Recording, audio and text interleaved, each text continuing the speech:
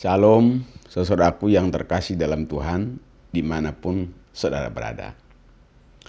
Pada kesempatan kali ini, saya akan kembali menyampaikan renungan firman Tuhan buat kita sekalian, supaya kita semuanya boleh mengalami kemajuan dan kemuliaan di dalam Tuhan kita, Yesus Kristus. Saudaraku yang terkasih dalam Tuhan, di dalam Wahyu pasal 3 ayat 19 dengan jelas dikatakan bahwa barang siapa kukasihi, ia kutegur dan kuhajar. Karena itu relakanlah hatimu dan bertobatlah. Saudaraku yang terkasih dalam Tuhan, ternyata bahwa Tuhan sangat menghendaki supaya kita menjadi orang-orang yang rela diproses, yang rela untuk dibentuk.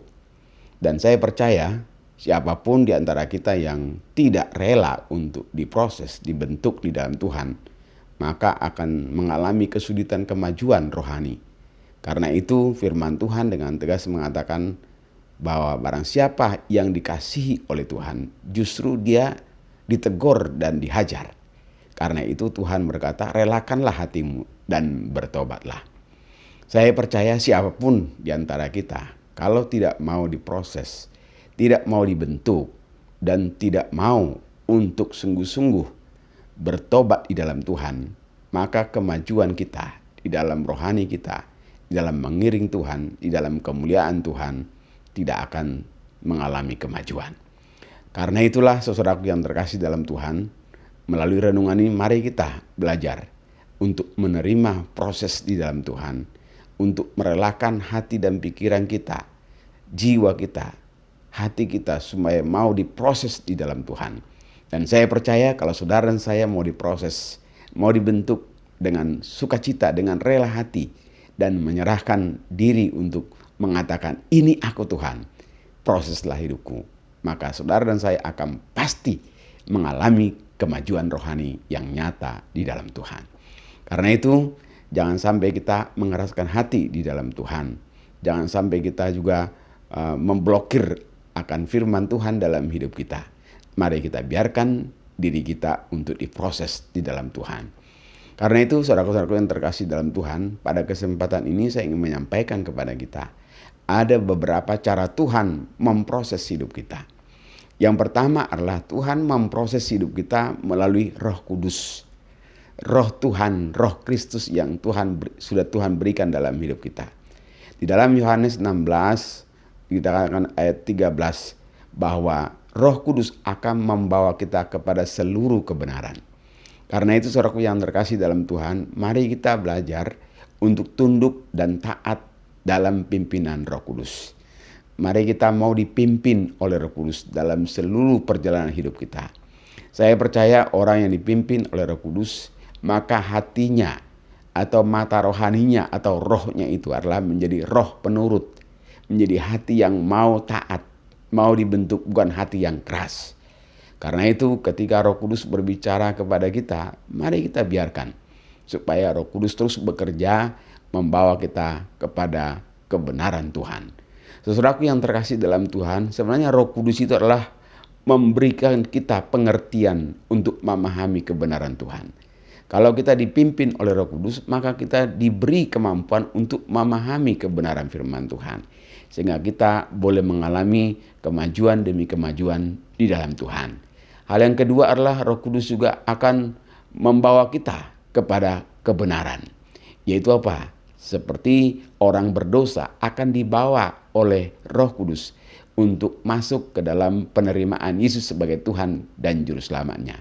Roh Kudus akan membimbing orang-orang berdosa ke dalam kebenaran, ke dalam keselamatan di dalam Kristus.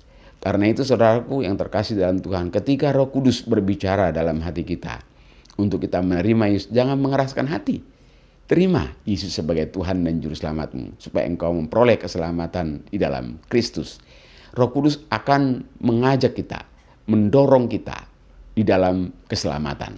Karena itu mari saudaraku yang terkasih dalam Tuhan, mari selalu untuk mau dipimpin oleh Roh Kudus. Roh Kudus juga akan menolong kita untuk dapat mengambil keputusan yang benar.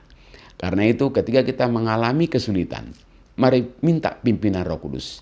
Maka kesulitan yang kita alami, kita akan dapat memutuskan dengan benar, dengan baik untuk hormat kemuliaan Tuhan kita Yesus Kristus. Saya percaya siapapun di antara kita yang mendengarkan firman ini, ketika saudara mau dipimpin oleh Roh Kudus, meminta pimpinan Roh Kudus, meminta supaya Roh Kudus sungguh-sungguh yang mengendalikan seluruh hidup kita, maka kita akan menjadi pribadi yang akan mengalami kebenaran dan masuk dalam kebenaran, dan kita memutuskan dalam kebenaran. Saudaraku yang terkasih dalam Tuhan, karena itu mari pahami sungguh-sungguh bahwa Tuhan memilih cara untuk memproses hidup kita melalui Roh Kudus. Tuhan bisa memakai Roh Kudus untuk memproses hidup kita. Karena itu biarkanlah diri kita untuk selalu mau dituntun, dibimbing, dan dipimpin oleh Roh Kudus, supaya hidup kita tidak menyimpang daripada apa yang Tuhan mau, apa yang Tuhan kehendaki. Dalam Galatia 5 ayat 16-18 dikatakan di sana, Galatia 5 ayat 16-18, bahwa jika kita mau dipimpin Roh Kudus, maka kita tidak akan melakukan hal-hal yang dosa, melainkan hidup kita akan sungguh-sungguh di dalam karunia Tuhan, di dalam kebenaran Tuhan. Karena itu mari kita sungguh-sungguh untuk mau dipimpin Roh Kudus. Hal yang kedua, saudaraku yang terkasih dalam Tuhan, bagaimana cara Tuhan memproses hidup kita, yaitu melalui firman Tuhan. Dalam 2 Timotius 3:16 dikatakan segala tulisan yang diilhamkan Allah, segala tulisan yang diilhamkan Allah yang bermanfaat untuk mengajar, untuk menyatakan kesalahan, untuk memperbaiki kelakuan, dan untuk membawa kita kepada seluruh kebenaran. Saudaraku yang terkasih dalam Tuhan, dari ayat firman Tuhan ini jelas, setiap orang yang mau merenungkan firman itu siang dan malam, sebenarnya dikatakan dalam Mazmur pasal 1 ayat 1 sampai selanjutnya, bahwa dengan jelas kalau kita sungguh-sungguh mau merenungkan firman Tuhan siang dan malam, maka kita akan menjadi pribadi yang akan mengalami kemajuan di dalam Tuhan. Kita akan dibawa untuk bertobat dan percaya kepada Yesus. Kita akan dibawa menjadi pribadi yang semakin berkarakter Kristus. Kita akan menjadi pribadi yang semakin bersyukur. Kita akan menjadi pribadi yang tahu akan kebenaran firman Tuhan. Karena itu ketika firman Tuhan ditaburkan melalui siapapun dia, entah dia melalui hamba Tuhan, melalui teman, melalui siapapun, kalau orang itu berbicara tentang firman Tuhan kepada kita, mari kita terima dengan sukacita. Jangan kita mengeraskan hati ketika firman ditaburkan. Mari kita sungguh-sungguh buka hati kita, karena memang firman Allah telah diberikan kepada kita untuk mengajar kita, untuk menyatakan kesalahan kita, untuk memperbaiki kelakuan kita, dan untuk membawa kita ke dalam seluruh kebenaran. Karena itu saudaraku yang terkasih dalam Tuhan, mari kita sungguh-sungguh supaya hidup kita benar-benar memahami dengan baik. Ketika firman Tuhan ditaburkan oleh gembala kita di gereja, ketika firman Tuhan ditaburkan oleh pengajar-pengajar kita di sekolah atau di perguruan tinggi, atau ketika kita mendengarkan firman Tuhan melalui persekutuan-persekutuan atau tempat-tempat di mana ada pendalaman Alkitab, jangan mengeraskan hati. Biarkan hatimu untuk dibentuk oleh Tuhan. Kalau engkau mengeraskan hati, engkau menjadi manusia bebal. Karena itu mari kita sungguh-sungguh supaya kita belajar bahwa memang firman Tuhan itu diberikan Tuhan untuk mengajar kita, untuk menyatakan kesalahan kita, untuk memperbaiki kelakuan kita, dan untuk membawa kita ke dalam kebenaran. Karena itu mari sungguh-sungguh terimalah firman Tuhan dengan sukacita. Ketika firman Tuhan menegur kita, terima teguran firman Tuhan, maka hidup kita akan semakin baik dan semakin mulia di dalam Tuhan. Saya percaya kita semua yang sungguh-sungguh mau melakukan kebenaran firman Tuhan dalam hidup kita akan diberkati dan semakin diberkati Tuhan. Yang berikutnya, cara Tuhan memproses hidup kita, yaitu melalui teman seiman. Teman seiman kita juga dipakai Tuhan untuk memproses hidup kita. Ketika teman kita menegur kita, terimalah dengan sukacita. Ketika juga hamba Tuhan menegur kita sebagai teman di dalam gereja, terimalah dengan sukacita. Ketika majelis atau siapapun dalam gereja menegur kita, terima dengan sukacita. Atau anak-anak Tuhan yang menegur kita, terima dengan sukacita. Asalkan teguran itu benar, asalkan teguran itu untuk membangun, asalkan teguran itu adalah untuk menyatakan kesalahan kita, sehingga kita bisa memperbaiki kelakuan dan perbuatan kita, sehingga hidup kita semakin baik di dalam Tuhan. Saudaraku yang terkasih dalam Tuhan, dalam Ibrani 10:25 dengan tegas dikatakan, janganlah kita menjauhkan diri dari pertemuan-pertemuan ibadah kita, tapi marilah kita semakin giat untuk melakukannya dan saling menasehati. Saudaraku, bahwa di dalam pertemuan-pertemuan gereja ada banyak berkat cara Tuhan memproses hidup kita. Ketika kita sampai di dalam ibadah, kita diproses bagaimana bersosialisasi yang baik. Kita diproses bagaimana kita bertutur kata kepada teman dan kepada orang lain dengan baik, dengan membangun lain sebagainya. Karena itulah firman Tuhan katakan, jangan menjauhkan diri dari pertemuan-pertemuan ibadah, tapi mari kita semakin giat melakukannya menjelang hari Tuhan yang mendekat. Karena itu mari kita sungguh-sungguh Tuhan Yesus segera datang. Karena itu mari kita persiapkan diri kita supaya kita semuanya menjadi pribadi-pribadi yang mau diproses. Sebagaimana dikatakan dalam Wahyu 3 ayat 19 tadi, barang siapa kukasihi, ia kutegur dan kuhajar. Karena itu relakanlah hatimu dan bertobatlah. Karena itu mari kita menjadi pribadi-pribadi yang terus maju, melangkah bersama dengan Tuhan. Untuk kita terus menjadi serupa dengan Kristus yang memanggil kita di dalam keselamatan yang Tuhan berikan. Yang saudaraku yang terkasih dalam Tuhan, di dalam 1 Timotius 4 ayat 8 dengan tegas dikatakan bahwa latihan badan itu terbatas gunanya, tetapi ibadah itu berguna dalam segala hal, baik untuk hidup sekarang ini maupun untuk hidup yang akan datang. Karena itu jangan malas beribadah, jangan malas berkomunitas, jangan malas dalam mengikuti persekutuan di kantor, di tempat-tempat kerja, atau di tempat sekolah, di kampus dan sebagainya. Rajinlah, karena melalui itu kita banyak berkat akan kita terima, yang akan membawa kita kepada kemuliaan Tuhan, yang akan membawa kita kepada kemajuan di dalam Tuhan, sehingga hidup kita akan menjadi kemuliaan bagi Tuhan dan menjadi berkat bagi sesama kita. Lewat hidup kita akan banyak orang tersenyum, lewat hidup kita akan banyak orang bersuka cita, sehingga hidup kita sungguh-sungguh berguna dan membawa kemuliaan bagi Tuhan dan menjadi berkat bagi sama kita.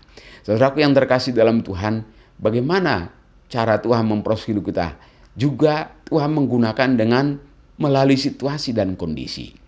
Ketika situasi dan kondisi kita mengalami banyak rintangan, mengalami banyak cobaan, mengalami banyak masalah, terimalah itu dengan sukacita. Jangan mengeluh, jangan juga menyalahkan situasi dan kondisi. Tapi mari kita belajar supaya melalui situasi dan kondisi yang Tuhan izinkan terjadi dalam hidup kita, dengan menerimanya dengan sukacita, dengan bersyukur. Kalau kita mengalami sakit, tetap bersyukur, tetap berdoa, tetap menyerahkan hidup kita kepada Tuhan. Karena melalui itu Tuhan juga sedang memproses hidup kita. Makanya dikatakan dalam Yakobus 1 ayat 2 sampai dengan ayat yang ketiga, dikatakan, anggaplah suatu kebahagiaan apabila engkau masuk atau jatuh dalam berbagai-bagai pencobaan. Karena dengan demikian engkau akan mengalami namanya ketekunan, dan apabila ketekunan terus dikerjakan, kita akan mengalami kesempurnaan di dalam Tuhan. Anggaplah sebagai suatu kebahagiaan apabila kita mengalami berbagai macam cobaan. Karena itu saudaraku yang terkasih, kalau Tuhan izinkan terjadi masalah dalam hidup kita, kalau Tuhan izinkan kita mengalami sakit, kalau Tuhan izinkan kita mengalami segala masalah apapun di dalam kehidupan sehari-hari kita, mari kita jangan marah-marah, jangan juga menolak dan membuat hal-hal yang justru membuat kita semakin banyak masalah. Karena itu di dalam menghadapi masalah, kita harus tetap bersyukur. Kita harus tetap mengandalkan Tuhan. Harus tetap bergantung kepada Tuhan. Minta pimpinan Roh Kudus. Baca firman Tuhan. Apa maksud dibalik semua masalah ini? Kita tahu ada banyak pribadi-pribadi yang diizinkan Tuhan mengalami masalah. Contohnya seperti Ayub. Tapi dia tekun di dalam menghidupi kehidupan di dalam masalah sekalipun. Dia tetap bergantung dan menyerahkan hidupnya kepada Tuhan. Demikian juga dengan Yusuf. Yusuf juga mengalami banyak tantangan dan rintangan. tapi pada akhirnya dia mengalami kemenangan dan menjadi berkat bagi dunia orang Mesir, bagi kehidupan orang Mesir. Karena itu saudaraku yang terkasih dalam Tuhan, mari kita sungguh-sungguh untuk mau diproses di dalam Tuhan. Dan saya percaya bahwa situasi dan kondisi yang diizinkan Tuhan terjadi, itu juga adalah cara Tuhan memproses hidup kita. Karena itu belajarlah untuk menerima dengan sukacita. Sebagai contoh, ketika dosen memberikan kita atau guru memberikan kita adalah PR yang banyak, jangan mengeluh, justru kerjakan. Karena melalui PR itu kita akan semakin baik dan semakin pintar dan semakin mengalami kedewasaan. Dan ilmu kita juga semakin bertambah. Tapi kalau kita menolak untuk mengerjakan PR, apa yang terjadi? Justru kita semakin bodoh. Itu artinya kita bukan menjadi anak didik yang baik. Tapi kalau kita anak didik yang baik, kita pasti akan menerima segala tugas-tugas yang diberikan guru kita, dosen kita, sehingga kita sungguh-sungguh mengalaminya. Melalui pengalaman PR itu akan membuat kita semakin mengerti pelajaran, akan semakin mengerti banyak hal, akan membawa kita menjadi pribadi yang berkompetensi, punya kemampuan dan punya keahlian. Karena itu, saudaraku yang terkasih dalam Tuhan, dalam Yakobus sangat jelas dikatakan, mari kita untuk mau diproses melalui situasi dan kondisi, dan bersyukurlah dengan segala apapun yang Tuhan berikan dalam hidup kita. Termasuk dalam proses umpamanya masalah ekonomi. Ketika ekonomi kita susah, jangan kita marah-marah. Jangan kita mengatakan Tuhan tidak adil atau menyalahkan orang lain. Tapi mari kita belajar untuk terus berdoa sambil terus berusaha dengan doa, dengan kerja keras. Saya percaya hidup saudara dan saya akan diberkati oleh Tuhan. Karena itu, saudaraku yang terkasih dalam Tuhan, relakanlah hatimu dan bertobatlah supaya hidup kita sungguh-sungguh mengalami kemajuan di dalam Tuhan. Hanya orang yang mau diproses yang akan mengalami kemajuan rohani di dalam Tuhan. Sehingga hidup saudara dan hidup saya menjadi kemuliaan bagi Tuhan kita, Yesus Kristus. Tuhan Yesus memberkati kita semuanya. Dan jangan lupa di subscribe, like ya. Tuhan memberkati.